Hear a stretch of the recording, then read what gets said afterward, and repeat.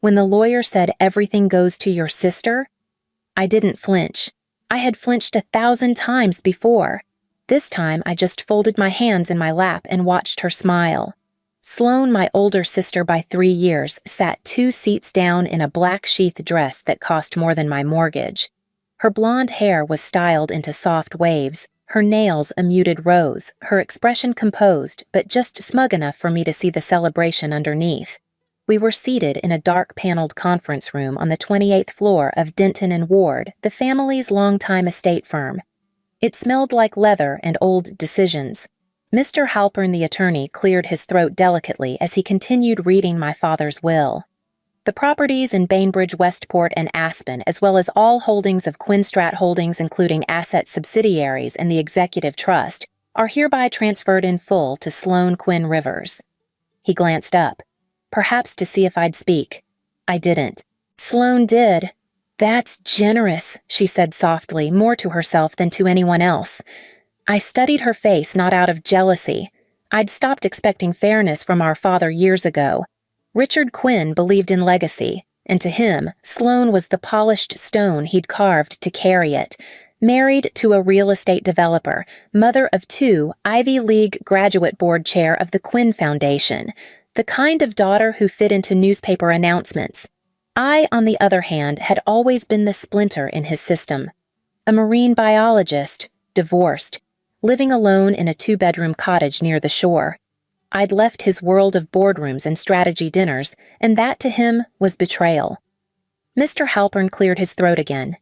To Ms. Emery Quinn, he said my name small between the echoes of glass and silence, a box of personal effects from her late mother, including photo albums, handwritten journals, and select jewelry pieces. Sloane exhaled a soft puff of breath that barely contained amusement. She turned her head slightly, just enough to speak without looking directly at me. I always thought Mom's pearls would suit you. Something simple for someone grounded. I didn't answer. I just reached for my bag, stood and smoothed the skirt of my navy dress. "Are we finished here, Mr. Halpern?" I asked. He nodded quickly. "Yes, Ms. Quinn." As I walked toward the door, I heard Sloane again, her voice syrupy sweet. "Emery, if you ever need anything Quinstrat's expanding, we might have a spot for you. Something field-based." That made me stop just for a second. I turned to her and offered a small smile. "Thank you, Sloane. But I think I'm where I need to be." Outside, the air tasted like late autumn. Salt and pine and the last edge of gold in the leaves. My mother used to say this was her favorite time of year when the old things fall and the ground makes room for something else. I didn't drive straight home. I took the long way past the shoreline, past the old lighthouse. And when I finally walked through the door of my cottage, I went straight to the bottom drawer of my desk. The envelope was still there. The one my mother gave me 2 years ago, her hands trembling. "Don't open this until your father is gone," she had whispered. Now he was. And I was ready. The envelope was thick, sealed with a strip of aging tape and slightly yellowed at the edges. My name was written across it in my mother's handwriting firm. Elegant, deliberate. Emery. Just that. No date. No explanation. She'd handed it to me one rainy afternoon 2 years ago, sitting on the porch of this same house. Her hands had trembled more than usual. The cancer was already working quietly then, like so many things in our family did. "Don't open this until your father is gone." She'd said, her fingers pressing the envelope into mine like it was something sacred. "Promise me." I had. And today was the first day that promise no longer held. I opened the envelope, slowly peeling the tape back as if rushing it might break something inside. At the top was a letter written in blue ink on ivory paper. My mother's voice came back to me with every line steady, warm, a little sad. "My dearest Emery, if you're reading this, your father is gone, and I'm no longer there to say the things I should have said louder sooner. Your father built Quinstrat with stone and steel, but he never saw the ocean. Not really. He never saw you." My throat tightened. I sat down on the edge of the couch, the letter trembling slightly in my hands. While he chased markets, I followed your work quietly at first. I watched you care for coastlines, speak at conferences, build something that mattered. And while he mocked your career choices over dinner, I began investing.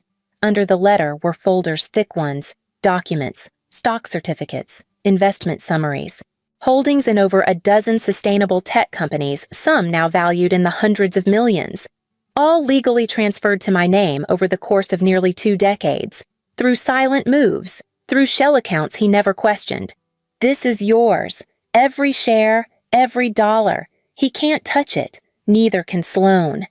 I blinked, scanning lines of legal language all signed notarized. My name, again and again, beneath initials I didn't recognize her lawyers, her planners, her allies. She'd built a fortress under his nose. Do with it what I couldn't. Be louder than I was allowed to be. Build something better and let no one make you feel small again. I closed the folder and leaned back, staring at the ceiling. The walls of my home seemed to shift, expand, even. My phone buzzed on the coffee table. A new message from Sloan. Let's have dinner. We should talk about what's next for the family and for you. I stared at the screen for a moment, then slowly typed back. Come by tomorrow morning. I have something to show you. I didn't sleep much that night. I stayed up reading, calculating, remembering.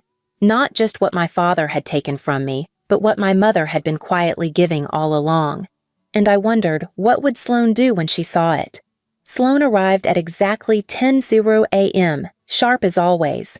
I watched from the front window as she stepped out of a silver Mercedes heels, clicking against the stone walkway, her black coat cinched perfectly at the waist. She paused briefly at the garden gate, eyes scanning the modest cottage like it offended her.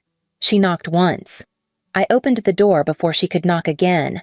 Emery, she said with that curated warmth in her voice. You look rested. I nodded. Come in. She walked past me, her perfume trailing behind a familiar blend of expensive restraint. Inside, she glanced at the furniture, the bookshelves, the unpolished wood floors. I saw her eyes flick toward the old photographs on the mantel. She said nothing, but her mouth tightened ever so slightly. I led her to the dining room where the documents were spread out neatly across the table. I'd spent the morning organizing them by date, by holding by region. Sloane's heels stopped short at the threshold. What's all this? She asked, cautious now. Something Mom wanted you to see. She approached the table slowly. Her manicured hand hovered over the first folder, then touched it lightly. I watched her scan the title, then the numbers. Her eyes narrowed.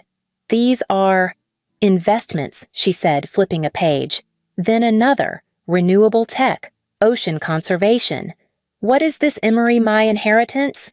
She looked up sharply. Excuse me, I didn't repeat it. I just stepped back and let her keep reading. Within minutes, her posture shifted. She stopped flipping and started reading. Her eyes darted from figure to figure, page to page. Her fingers trembled slightly enough for me to see. Her mouth opened, closed, opened again. This can't be real, she said. Mom didn't. She was just a housewife. I finished for her. She didn't answer. She knew what she was doing, I said softly. For 20 years. Sloane's face flushed. She picked up one of the folders and stared at the notarized signature. This is in your name, she said. All of it. She turned slowly, her jaw tight. Dad never mentioned anything like this. He wouldn't have allowed it. I nodded. That's why she never told him. Silence. A long, heavy stretch of it. When she finally spoke again, her voice had lost its polish. So what, now, she asked. You want to trade seats? Be the one holding the family name now? I shook my head. I don't want your seat, Sloan. I want my own table. She stared at me, eyes wide, not angry, not afraid, just disoriented. Like she'd walked into a room where the walls had quietly moved overnight. By noon the next day, the tremors had already begun. A headline blinked across my phone screen as I sipped coffee on the porch. Sustainable Shadow Empire tied to late Richard Quinn's Widow Shakes investment world. I hadn't spoken to the press. I hadn't posted a thing. But money always knows where to look, and when it moves, people follow. By afternoon, Quinstrat Holdings had dropped nearly 17%, not from scandal, from doubt. Doubt about leadership, doubt about vision, doubt about Sloan. The calls started early the following morning. Sarah Reyes, my mother's attorney, called first. Calm, precise. "Your mother anticipated this," she said. "We're ready." I didn't ask how she knew which "this" I meant. The leak, the drop, the public reversal. There were too many options. She assumed, Sarah continued, that once your father was gone and the board learned the scope of Margot's investments, they'd panic. She left us prepared to respond legally and financially. "She always planned in silence," I said. "Yes," Sarah replied. But she played the long game. By midweek, Sloan had gone quiet. I hadn't heard from her since the morning she left my house, clutching a folder like a shield she didn't know how to use. Instead, I got a message from my cousin Jake, someone I hadn't seen since Thanksgiving 5 years ago. "Hey, Emery. Congrats, I guess. If you ever need help managing that portfolio, let's talk." And then another. "It's unfair, you know. Dad built Quinstrat for the family, not for Mom to undercut it from the grave." That one came from Uncle Bennett, always loyal to Richard, always skeptical of environmental idealism. I didn't respond to either. Instead, I opened a new tab on my laptop and pulled up a grant application from Pacific Blue Labs, a nonprofit my mother had backed anonymously for years. They were developing a biodegradable mesh to collect microplastics without harming plankton ecosystems. I read through their latest field reports, their funding gaps, their projections. And I thought, this is what legacy should look like. Quiet, tangible, unapologetically useful. That afternoon, the board of Quinstrat convened for an emergency meeting. I wasn't there, of course, but I heard later from Sarah from Whispers Online that several key investors had demanded a vote of confidence. Not in the company. In Sloan. The same board my father once chaired was now questioning the daughter he'd groomed to replace him. Not because of me, not because of revenge, but because they'd finally seen something better and realized it had been there all along in the shadow of the empire they thought was eternal. The first real crack didn't come from the market. It came from her daughter. I heard about it from a former Quinstrat assistant who had quietly slipped me a message, someone whose name I only vaguely remembered from Christmas cards. "They say she left the board meeting early," the message read. Mira asked her why people online were calling her a fraud. Mira was 9, bright, sensitive, the kind of child who listens when you think she's not. Sloan didn't respond to my calls. Not that I tried often. Once, maybe twice. No answer, no voicemail. But a few days later, a package arrived at my door, unmarked, wrapped in simple brown paper. Inside was a manila folder stamped "Confidential" and a note. "If you really want to clean up the ocean, you should probably see what Quinstrat's been dumping for years. No signature, just a trail." It led to internal reports, years of environmental negligence buried in quarterly language, offshore lobbying, paper-thin compliance, and Sloan's name on half the memos. Not as author, as recipient. She had known, not all of it maybe, but enough. That night, I sat at my kitchen table with the documents fanned out beside my laptop, the light low, the silence steady. Outside, the wind rattled the glass, and I imagined my mother in this same chair poring over legal codes, figuring out how to protect something no one thought worth defending. My phone buzzed. Sloan. A text short I messed this up. Everything. Then a minute later, "Can we talk?" I stared at the screen. Not out of anger, just caution. What version of my sister would walk through my door this time? The executive? The daughter? The girl who once took my lunchbox and threw it in the lake behind our summer home, or someone else, someone in between? The next morning, she was there again. Same car, no heels this time. Hair tied back, face bare. She looked smaller, like someone trying not to be noticed. "I spoke to the board," she said, standing on my porch. "They want options. They want an exit." I didn't say anything. "They're thinking of dismantling parts of Quinstrat," she added. "But some are suggesting a merger with Mom's companies." That made me look up. Her voice cracked a little. "They think your holdings might be the only way to save what's left." I studied her carefully, not out of spite, but because for the first time I didn't know what she would do next. Sloan came back 2 days later.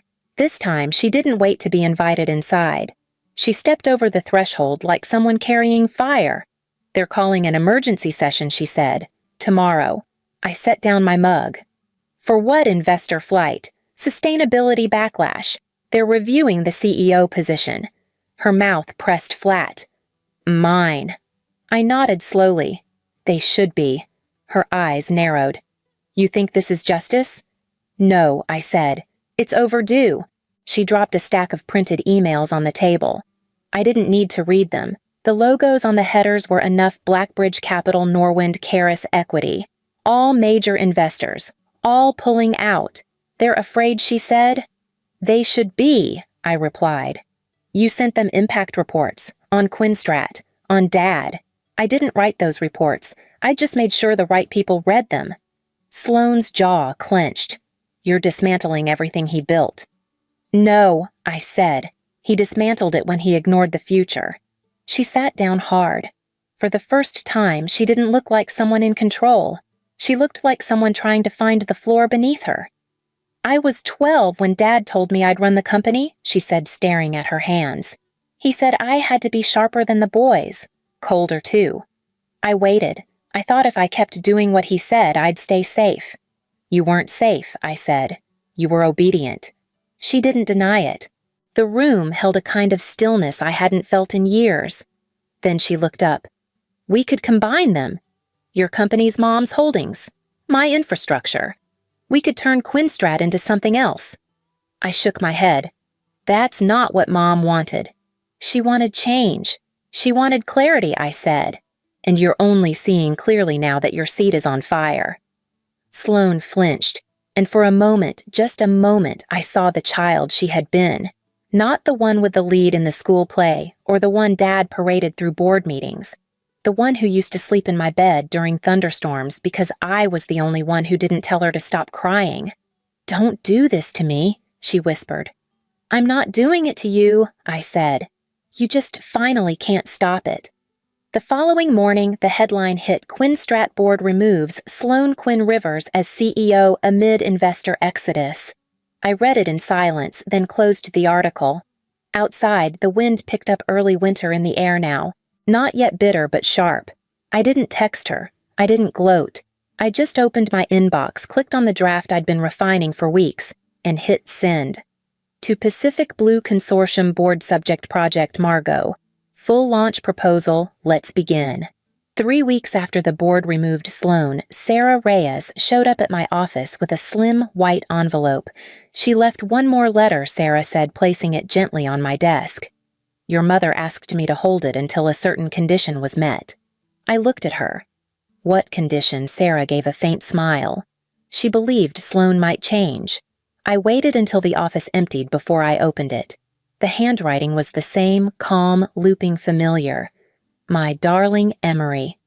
If you're reading this, then something has shifted. Maybe not in Sloane's actions, but in her eyes. If she has faltered, stumbled, or softened even briefly, I want you to consider this." I paused, the edge of the paper warm beneath my fingers.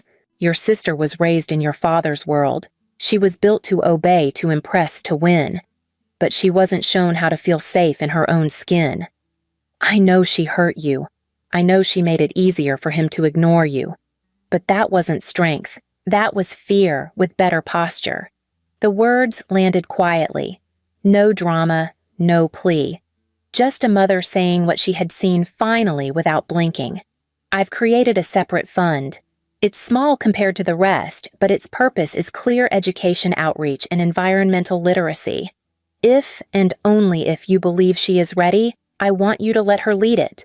Not because she deserves forgiveness, but because sometimes the most radical thing we can do is offer someone a chance to be better." There was no signature at the bottom, only a final line. "She is your sister Emery. She may not always have been, but she might yet become."